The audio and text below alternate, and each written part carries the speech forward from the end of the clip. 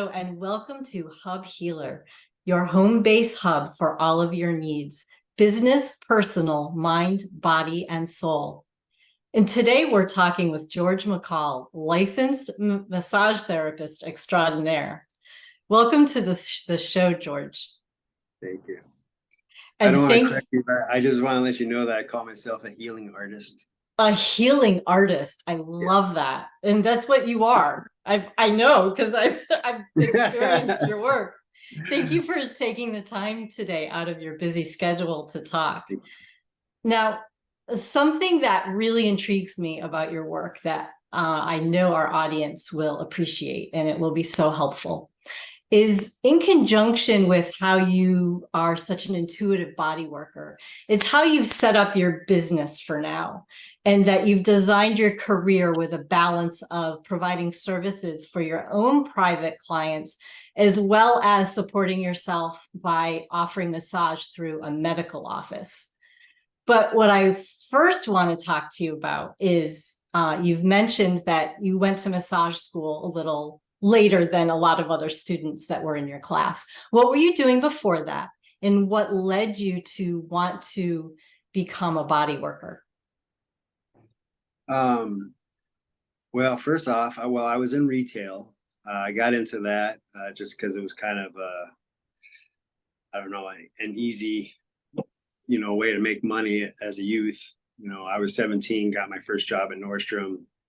My big dream was to be a stylist or a fashion designer. And so I thought getting my foot in the door there would, get me motivated to do something. But I don't know, life kind of happened. I had a child by the time I was 20, and I just stayed in retail for a long time. And then I had suffered a lot of life's battles and stuff. And I had came back from a hurricane down in the Gulf of Mexico, back to Portland here. And I got a job, and I'm like, I got to change my life around. At the time, I was about 330 pounds, and I was just not well. And so I just every day did my due diligence. Took off 100 pounds. And the company I was working for at the time, selling shoes, managing, I told them, I said, I need to be a manager of a store about X amount of days. I basically gave them a year. That year came, and at that time, I was researching what to do for school. And originally, when I came out of high school, I wanted to be an athletic trainer or a physical therapist. And so that's what I had a lot of massage therapy going through my head as far as words, because I had friends who were like, oh, have you ever had a massage? Or, I'm thinking about going to massage school. You know how much money you can make? Like all these things. And it was not on the list of things. It was not the first three ideas. What motivated me to go to massage school was finances and convenience. There was a massage school within walking distance of my work, and it was only $11,000 for a year program. I didn't want to get stuck with a bunch of college money at that age with kids. And so that's how I ended up in massage school. And I originally wanted to be a sports therapist, or a sports massage therapist, if you will, and work for a professional team.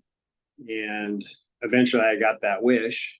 I didn't get to work on a lot of the athletes directly, like I don't know if I want to name them, but here in Portland.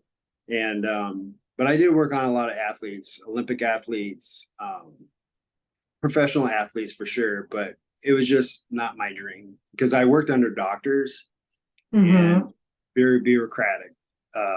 You need to do this and you need to do that. And it took away my intuitive sense. And by doing that, my heart just wasn't being full. And so what had happened was I basically took time off and sat with myself and thought, okay, what do I want to do? So I kind of went back to my ground roots. Before I went to massage school, I was already being self-taught in reflexology. And so I start from scratch and get more into the Eastern modalities. And that filled my heart up again. And so I just kept on that path. And I went back to work. I want to work for myself, but I'm like, I got to make more money. And so I went to work for this company, the spa. And yeah, I went to work with this company with a different perspective, though. The perspective was to get clients for myself. And so under that underlying idea, it only took taking 4 or 5 clients from there after maybe 4 or 5 months of working with them. And I was working out of my home again. And Really that's where nice. it started. Mhm. What led me to get to my office, though, was my relationship was on the rocks, and I got divorced. And so 8 years ago, well, almost 8 years ago now, I got this office here that I'm in presently. And at that same time, I picked up the chiropractor gig because I've been there a little over 8 years now. So it all Yeah. happened right at the same time. So tell me a little, well, a lot about how, what I love about your structure and how you look at business so to support you. So you're not giving up your dreams, yet you're being realistic about paying the bills and Yeah. thriving. So you're not so stressed about having your own practice. So what is a beautiful option for healers is to have this balance like you have structured your business around. And this is what I really want to dive into with you. Sometimes people, healers, feel like, oh, I just have to work for myself. Mm-hmm. And what I've seen with you is that you have this balance, so you don't have to worry about your own private practice. And it has this beautiful flow of you're over here a couple days a week and you're here Mm-hmm. with your private clients. So tell us a little bit about the structure and how that supports you, body, mind, and soul. Well, I kind of practice the old saying, don't put all your eggs in one basket. Because I feel like it's so one dimensional to only work for yourself, or how does that give back to the community? I feel like working for the company I work for, which is called Accident Care. When I started there, they had 5 locations, and now they have 16. I still work at pretty much the same 2 I worked for all that time. But they provide me with, I'm a private contractor, so they provide me with my people. I show up, they either love or hate me.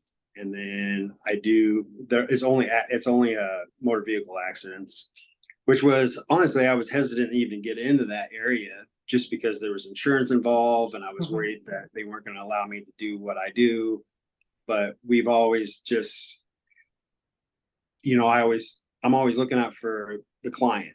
And so that's really important to me, that when you're a giver like I am and you have structure, for me, the base of that is spiritual. Like, so I'm going in there, these people are drawn to me as a healer, and I provide them with a service. And then they go, oh my gosh, you're amazing. And then they tell their friends. I mean, that's really how simple it is. But I try and spread that out across the area. I haven't done it yet, but I have definitely thought about the last couple of years about getting offices spread out over the city. But I travel so much already that I'm like, I need to kind of keep it limited. Yeah. You know, And so tell us a little bit about how having the medical office, how that supports you and how you think, like, mentally and emotionally, it supports your own private practice. I will tell you, if it supports me in any way, the most important thing to me is the social aspect, because I'm able to get away and have friends, like like cohorts that are like doing what I'm doing. And so you're talking to somebody that are like, I don't know, in the game. Whereas when I'm in my office, it's solitude. It's like there's nobody. I mean, not even the hallway here. So it's like it's just me. And it's like it can get kind of boring. And so having that friendship with this company for so long, I mean, I get invited to the Christmas party. Like there's a lot of pros, like I said, to the social aspect of it. And they pay me a decent wage for when I'm there, and so And it's then it's no more and no less. and it gives you that freedom to have your own practice and then not stress out about your Right. practice. Yep. I mean, for instance, and that's exactly true. And I am a meditator, very heavy meditator. So when something calls, I respond. about 3-4 weeks ago, I knew one of the gentlemen that works at the same Beaverton location was about ready to have a baby. In fact, just had a baby the other day. And so I'm going to fill in on Mondays there on his schedule, just an extra day for a few weeks. And then, that's going to give me a little extra cash that I can put away for Christmas. So it's always, my saying is getting the horse in front of the cart. And so you always you're going to be more bountiful if you're going the same direction instead of feeling like you're being pulled somewhere else. Right. And so, the balance is finding something that you enjoy so you can balance that private practice. And then that structure will then allow you the freedom to create the more of the spiritual coaching that you're going into. Yeah. That you're planning. Absolutely. Yeah. So that balance helps us to grow and because a lot of times I've spoken with healers, and this was my path as well. I looked at having a part-time job as, oh, that means I can't do my own work. But if it's something that harmonizes your own work and it's something that fulfills you, it integrates beautifully, because I can now look at my practice, my private practice, and I can see 100 other options that I now, 18 years later, would be willing to balance out my private practice with, whether it's a metaphysical store or, another type of business that would appreciate metaphysics or spirituality. There's always something that we can do, so we don't have the pressure of just trying to support ourselves on our solo business. So here's a question for you, because we were in Oregon back during the pandemic, and this is something else I wanted to bring up with people. If you're on your own and something like that were to occur, some sort of, tragedy, how did that affect you positively, having the medical office during the pandemic, when Oregon was shut? We were shut down for a long, more than a lot of others. Well, when March happened, I would say my slowest month ever since I started massage. I basically had 2 clients before. It's completely different now. So what had happened, again, this is one of the beautiful aspects of having multidimensional work relations with people, is that I was able to take extra days at the chiropractor. Excellent. Because they believe how I believed, which was we were a necessity. And so we just kept pushing through and staying within guidelines and practicing. If you're there, they'll show up. If it's meant to be, they will show up. And that's just how it was. As soon as April hit, it was back to pretty much financially, I didn't lose any money. By May, the clients I lost who said, well, I'm not leaving my house, I had a whole host of new clients going, I need a massage, my guy's not working. And so, the rest is history. And I knew that based from retail, because retail, if you stay open long enough and you cut where you need to cut, you stay, they will come, and then you survive. Yeah. It's not the first pandemic. It's not that we've had recessions. I got my license the year we had a recession, 2007. Yeah, it was slow, but you got to keep pushing forward. You got to trust what's in your heart. You got to trust what the universe is trying to provide for you. Trust. And that was going to be a question for you. What would you recommend and advise healers who they've either been trying for a long time to get traction going on their own business, or they're just starting out? What's some advice that you can share with them to keep them? Well, this is kind of the geek in me. It isn't like I try and get away from the word try and just say do. This is what I'm going to do today. And then and expect the outcome, because already know intuitively. I had coaches that I had, some of them were clients that have taught me greater value of a human being, a spiritual healer that I am, than I ever expected of myself. I didn't have stones. I didn't have aromatherapy. I didn't have any of that stuff 10, 12 years ago. And then all of a sudden I'm like, oh, I'm going to incorporate that a little bit. but it's those little things like that that like make you unique in some way, or they actually Right. enhance what you already are an owner of, so to speak. But it leads you to these other things too, you know. It just broadens your mind, is what it's doing. Now, here's a question, because a lot of people have, whether it's their own doubts or people in their lives, doubt these career changes that they make later in life. Did you have support when you were making those changes, or you just went ahead because you were so pure and confident in where you were going? I think, I mean, kind of going back to what I was just saying, my biggest support are my clients. My biggest fans are my clients. They're like, oh, what's next? And I hear that from other clients who refer these people to me too sometimes. Oh, they want to know what you're going to do next, because I've done a lot in just the last few years that I didn't think I would be doing, including this interview. And so it's like these interviews are becoming more prominent because I'm like, oh, I really, maybe I do. So it kind of goes back to my grandmother used to say, fake it until you make it. And now I think there's still a little bit of that in respects, but it's not faking it, because I trust that in the spiritual realm, so to speak. Like I know in my heart, I wouldn't keep coming back to what I'm doing if it wasn't meant to be. Right. And so I just, I don't know. I think that it's all about baby steps. You know, I study a lot of psychology for my own wellness and for, you know, coping with other people. I'm trauma informed. There's all these little things like that helps you not only grow as an individual, but as a healer. It helps you grow connecting with, you know, like you. I mean, as soon as I met you, I'm like, hey, I knew you were like a sister to me, you Yeah. know, like this person knows and it has experienced what I've experienced. So that commonality is, that bond is just amazing, because we met through Krista, right? Yeah.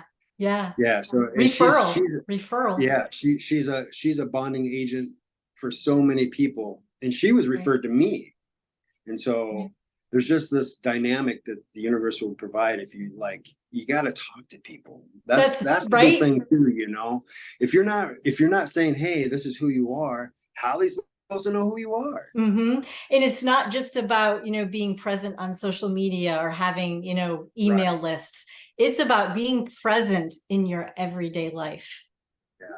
I Yep. mean, even before I worked with a chiropractor, I worked in the shoe industry. That's how I was getting my clients. And they would go, well, how do you know so much? I go, well, I've gone, you know, to school, so I know a little more than the average bear, you know. Right. And so just giving that bond and that trust, and like, oh, okay, wow, and this guy has way more to offer than just selling me a pair of shoes.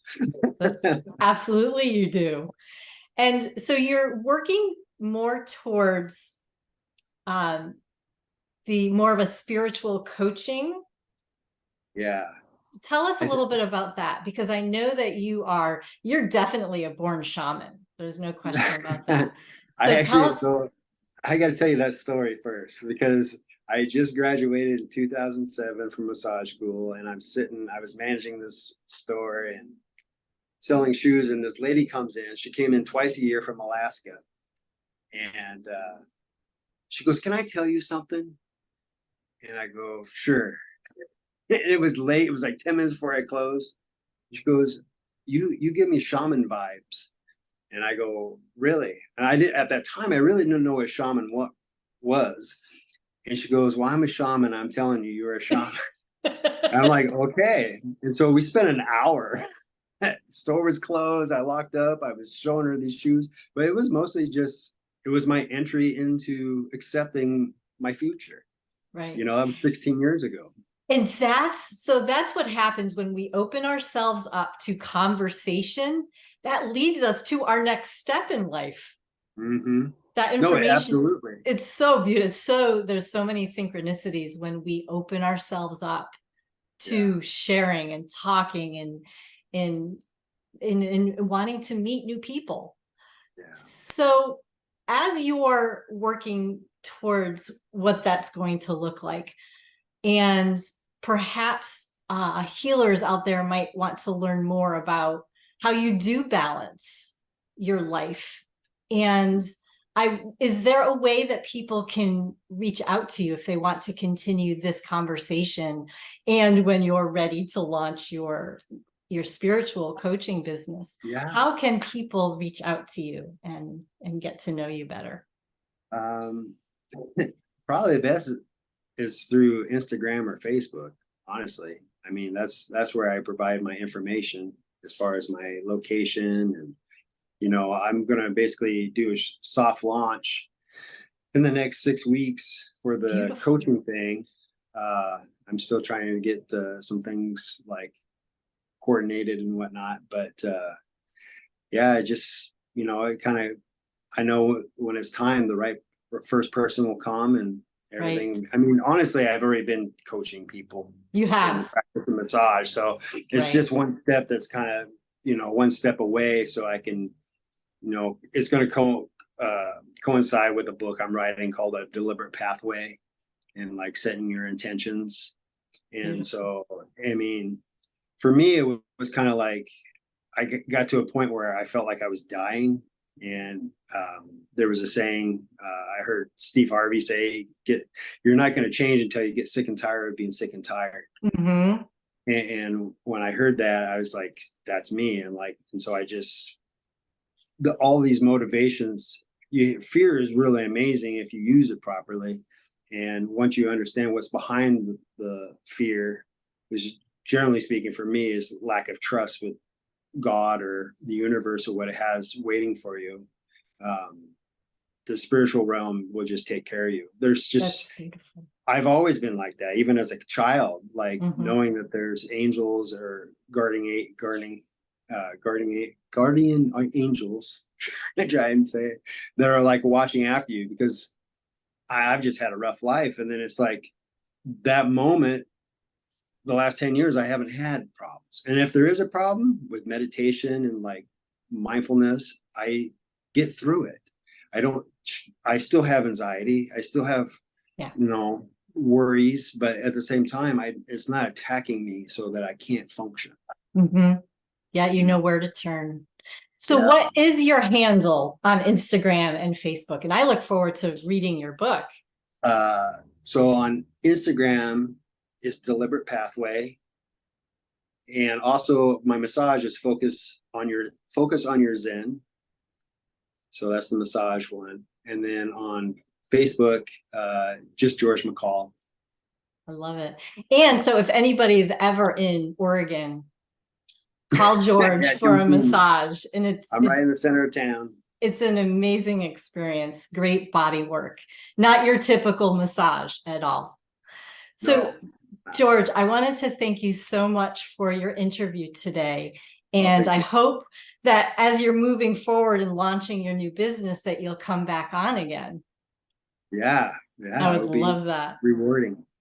Thank you so much for being here. And thank you for listening to our interview today. Hub Healer, your holistic business path begins and expands here. Hub Healer was created because we know your dream was given to you for a reason. It's time to step into your dream. I am Darlene Soshin, co-founder of Hub Healer, and I will see you in the next interview.